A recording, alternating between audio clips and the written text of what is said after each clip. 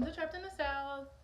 Today's video is going to be a gray house date conversation, all that type of stuff. So today I have done a lot of running around for the gray house. Actually, I came over here around, I would say 12 o'clock. I cleaned up the backyard probably a couple months ago, probably right before winter.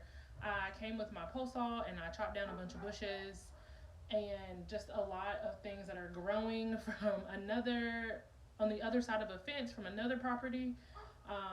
And I chopped some of that down, and I cleaned up the backyard. Well, what I didn't do was pick up all the stuff that I chopped down. So this morning, that's what I did. I came back, trash bags, gloves, picked up all the wood. I have a nice little pile. I put some footage in the video that shows that.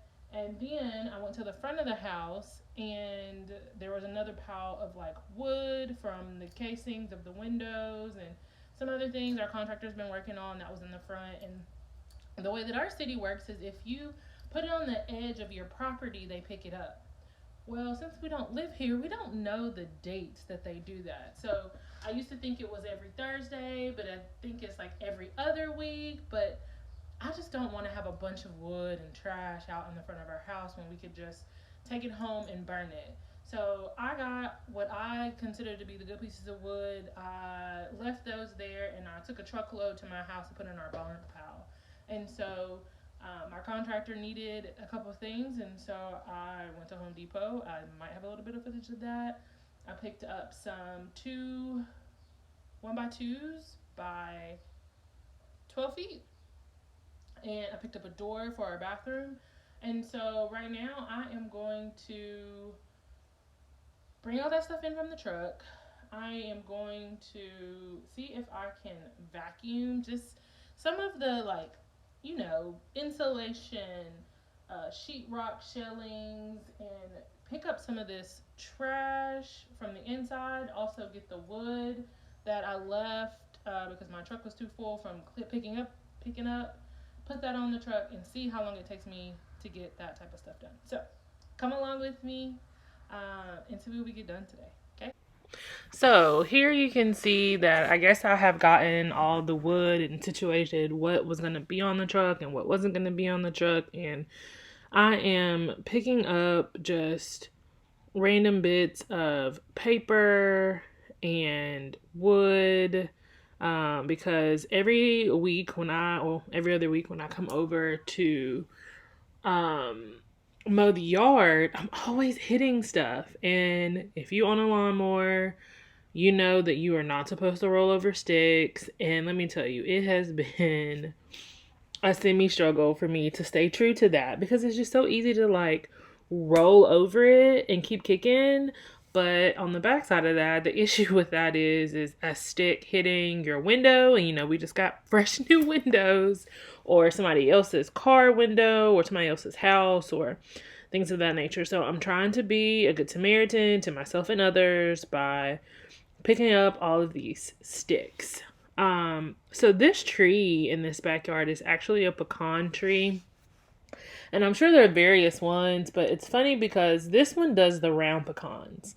The one to the right of us, which is also a family property, does the long, skinny ones. And so this tree was in desperate need of cutting. I mean, it was hanging over my roof when I chopped that a couple months ago. And right now it doesn't look too bad because of my cutting, but also, it's the summertime now. Well, spring. And so it's just not as full as it normally is in the winter. And this yard is actually just pretty big, I think. My neighbors behind me have turned their backyard into like a dog kennel, unfortunately. And there is often times where I can go in the backyard and there are, as you see in this video, a tire. That's not for me. No idea why it's there. But there's all just random types of stuff back there. So, I mean, there's water bottles and just paper and just all types of random stuff that's always back there. And so, um, once again, when I'm mowing, I'm always running into it, or I'm skipping a section because I don't want to hit my blade with it, or just random stuff. I don't know if it's in this clip or if it's in a previous one. A couple years ago, well, a decade ago, I had bought a shed to put in the backyard, and I don't know why I spent my money on this, and I never actually put it up. But I kind of left it in the back, like in pieces. I guess it was just like a couple days. I tried, I gave up, and left it back there. And I had to pick all that stuff up. And of course, it was like in the earth, because leaves and sticks and mud have kind of like grown over it. But once again, it was a space that I couldn't mow in fear of messing up my blade. And actually, if you look at this video, the silver thing, well, it looks kind of like grayish. That is actually a piece of the shed. So I wanted to be like these two. So these are two different yards, and you see they have the shed in the back, and I wanted to be like them. And I was like, oh, let me buy a shed. And I also had a riding mower at the time, and I was just like, okay, well, if I get a shed, I can park my riding mower in there. And look, I just got discouraged with wasn't trying to put it together. The Alisa now would never just leave it there. I would have either returned it or I would have put that sucker together some way, shape, or form. So, you can see that tree next door very clear. There's no leaves or anything on it. And I find, now that I'm talking about it, I kind of find that abnormal because shouldn't most trees have leaves in the summertime? Like, that tree should be filled with leaves and creating shade, and it is not. Well, that's that. Also, you can see in this video there is a old time clothing line that that my family used to dry their clothes on. My probably greatest memory of this yard is probably just riding my bike or playing back here.